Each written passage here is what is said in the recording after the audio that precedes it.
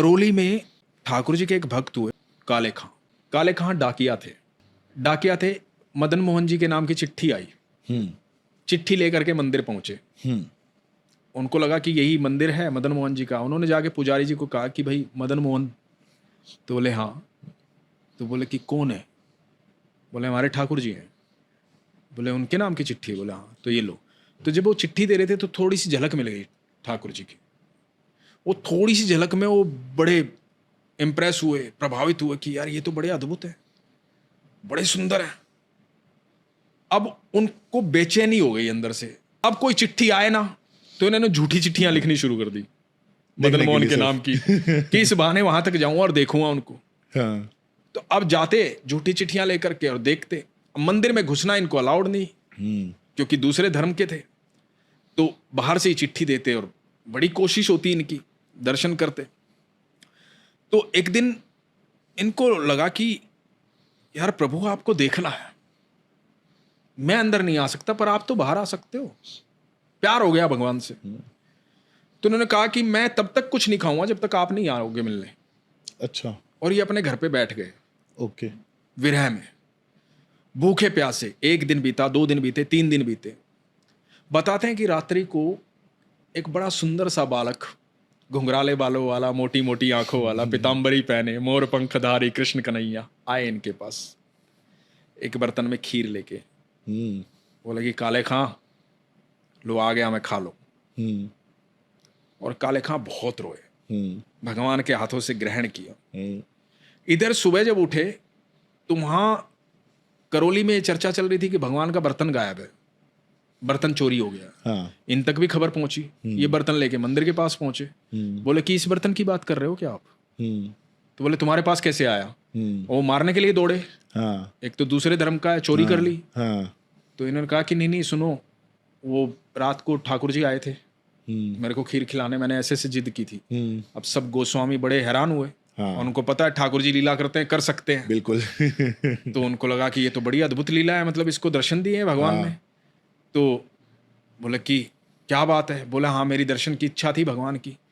तो बोले कि मुझे कुछ सेवा प्रदान कर दो, मैं तो ठाकुर जी के पास ही रहना चाहता हूँ।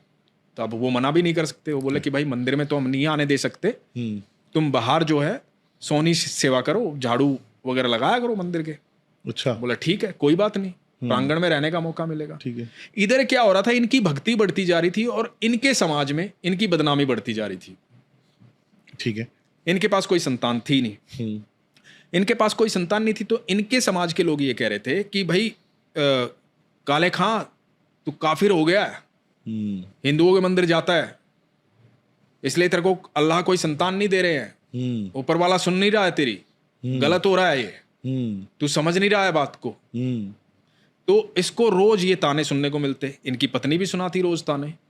तो एक दिन ये ऐसी, और इनको मौका लगता, झाड़ू लगा करके गेट के पास खड़े हो जाते। जो थोड़ी सी झलक मिलती थी ना ठाकुर जी की, बस उसी में संतुष्ट हो जाते थे। वहीं खड़े खड़े पद गाते थे, अपनी भावना प्रकट करते थे भगवान के सामने। वाह। और भगवान को देखते रहते, आंखों से अश्रु बहते रहते। तो एक दिन ठाकुर जी को बोले कि ठाकुर जी सुनो, ये लोग बहुत पीछे पड़े हुए हैं, एक बच्चा दे दो ताकि इनके मुंह बंद हो और मैं आराम से तुम्हारे पास आ पाऊं। थोड़े दिन बाद एक बच्चा हो गया। अब बोले कि देखो मेरे ठाकुर जी ने बच्चा दिया है। अब घर वाले बोले कि ये तो अल्लाह की मेहरबानी है, बच्चा हो गया, ईश्वर की मेहरबानी। अब जो जिसको पावर मानता है उसी की बात करता है, बात एक ही है। तो अब उन्होंने वैसी बात की। ये बोले कि कोई बात नहीं, तुम ऐसा मान लो, पर मुझे पता है मेरे कन्हैया ने दिया है। समय बीतने लगा, बच्चा 7-8 साल का हो गया। एक दिन हुआ क्या, बच्चे को सांप ने काट लिया। इनकी वाइफ जो है भागी भागी आई मंदिर, और मंदिर आकर के ये अपने भाव में भगवान के सामने खड़े होकर के पद गा रहे थे, गुनगुना रहे थे, भगवान की आराधना कर रहे थे गेट के बाहर खड़े होकर।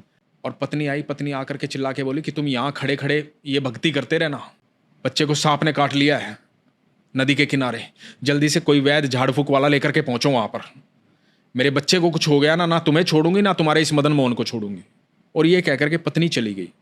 भगवान को देख करके मुस्कुरा रहे, कह रहे कि वाह ठाकुर, मैं समझ रहा हूँ आपकी लीला, आप और करीब लाना चाहते हो मुझे, इस तरह से की लीला दिखा रहे हो आप।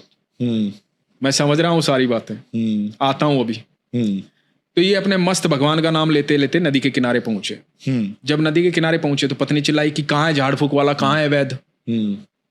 तो इनको तो ध्यान ही नहीं था, भक्ति में थे इतने, बस चले गए थे वहां पे। तो बोले मैं तो किसी को लाया नहीं, लेके आता हूँ। ये लेके आए, वैद्य ने आके देखा बच्चा मर चुका था। अब जब बच्चा मर गया तो पत्नी ने बच्चे को उठाया गुस्से में और भागी मदन मोहन के मंदिर की तरफ।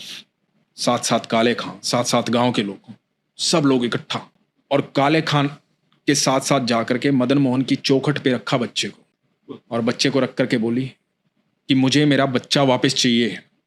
कह अपने ठाकुर को, यदि आज मेरा बच्चा वापस नहीं मिला तो ना तू रहेगा ना तेरा ठाकुर रहेगा। तो काले खां ठाकुर जी की तरफ देख रहे थे, शांत एकदम, कोई मन में कोई ऐसी विवशता नहीं, किसी तरह का क्रोध नहीं, कुछ नहीं, शांत एकदम। उसको पता है उसके प्रभु से कितना प्यार करते हैं। तो जो काले खां ने पद गाया ना, उसका हिंदी अर्थ बताता हूं, इतना अद्भुत अर्थ है वो रोंगटे खड़े कर देता है।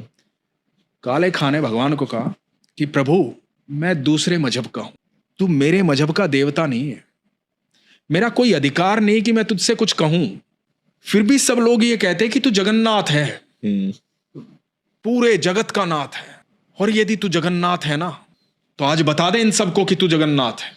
और ये कह के काले खां की आंख से आंसू गिरा। नीचे बच्चे का शरीर था, बच्चे के शरीर पे आंसू गिरा और बच्चा एकदम हड़बड़ा के उठा और बच्चा बोला कहाँ गया वो, कहाँ गया, कहाँ गया वो। और माँ चिल्लाई कि क्या हुआ, कौन कहाँ गया, कौन कहाँ गया, मेरा बच्चा ठीक हो गया। बच्चा बोला अरे वो कहाँ गया मेरा दोस्त, वो काली काली लंबी लंबी बालों वाला, वो मोटी मोटी आंखों वाला, वो यहाँ खड़ा था, मेरे से बात कर रहा था, मेरे साथ खेल रहा था, कहाँ गया वो।